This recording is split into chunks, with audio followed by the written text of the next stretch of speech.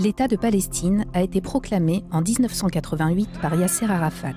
Et depuis 2012, la Palestine a le statut d'État observateur non membre de l'ONU.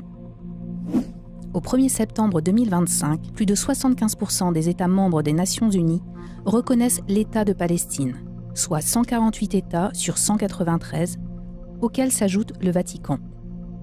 Pour autant, la Palestine reste aujourd'hui un État potentiel, privé des possibilités de devenir un État réel.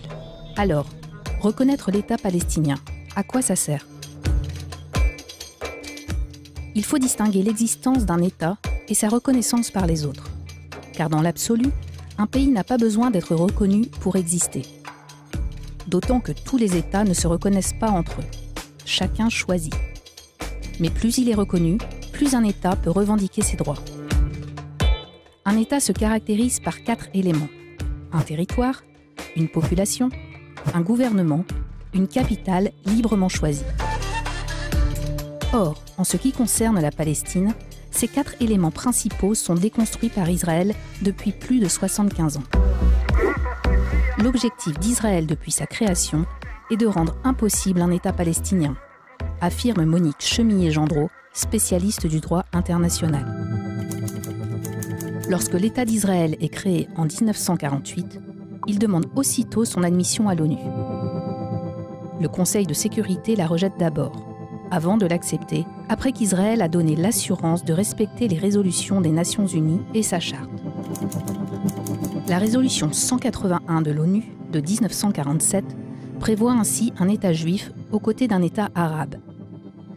Mais Israël n'a jamais respecté une seule résolution de l'ONU ni le droit international. La solution dite à 2 États n'a ainsi jamais vu le jour. Aujourd'hui, la solution à 2 États est plus menacée que jamais. Menacée par la destruction totale de la bande de Gaza, par les plus de 65 000 Palestiniens tués, par l'expansion galopante de la colonisation illégale en Cisjordanie et à Jérusalem, et aussi par le refus israélien du droit au retour. Aujourd'hui, Israël exclut ouvertement l'idée même d'un État palestinien. Et menace de représailles les États qui s'apprêteraient à reconnaître la Palestine. Pour de nombreux experts, la reconnaissance d'un État palestinien doit devenir un préalable aux négociations et non plus un aboutissement. Car seul le respect du droit international peut aboutir à la solution à 2 États et à la paix.